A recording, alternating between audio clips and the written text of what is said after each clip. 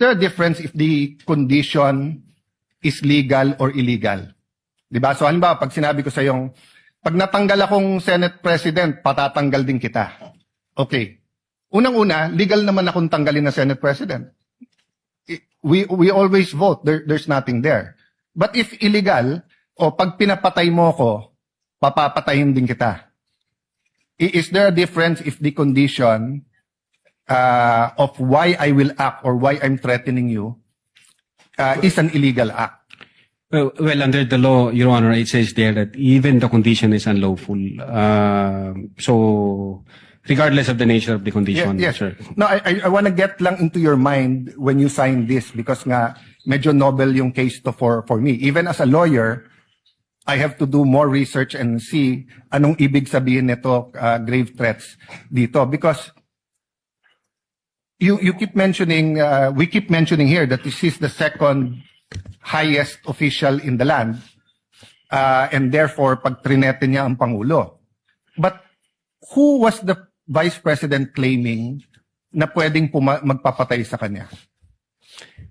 Again, Your Honor, yun po yung reason ba't nag-issue kami ng subpoena. No, Gusto po namin... sa reading nyo nung statement niya, sino tinutukoy ng Pangulo na mukhang mag-ooperate sa kanya ng Operation Romanov? Sinong pinagbibintangan niya? Well, una, kung ang pag-uusapan Romanov, Your Honor, ang alam namin na unang nagbigkas ng Romanov ay si Mayor Baste yata noong January 2024. Yes. That's irrelevant. Ang question ko, in the mind of the Vice President, sinong pinagbibintangan niya na pwedeng magpapatay sa kanya? You said you investigated eh.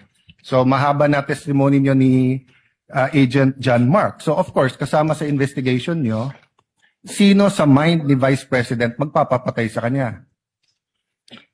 Well, again, Your Honor, since wala kaming makuhang valid information.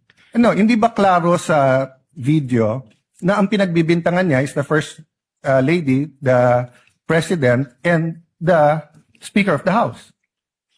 So sabi niya, pag pinatay ako, patayin mo silang tatlo. So ang pinagbibintangan niya na magpapapatay sa kanya, yung tatlo. I cannot answer to that, Your Honor. Senator Judge Allen, kindly wind up. But you have to be able to answer that because you're the one who investigated. And that is crucial. Why? Because part of your self-defense, so for example, if I know na sa senator judge, pag hindi ako bumoto one way or the other, papapatayin ako ng whatever, chief PNP or papapatay ako ng whoever. So pag sinabi kong, pag ako pinatay, si ganito nagpapatay sa akin. And then, ang difference, I don't usually give a threat na patayin mo rin. So could it be that actually that was the defense of the Vice President para hindi siya patayin? I don't know the state of the mind of the Vice President. But you've testified all throughout this afternoon that you went into her state of mind. Based on the series of events, Your Honor. Yes, and based on her statement. And her statement and the series of events is nag-away sila ng administrasyon. And the series of events is that sinasabi niya, pag ako'y pinatay, eto tatlo ang papatayin nyo. Okay, last question. Kay Attorney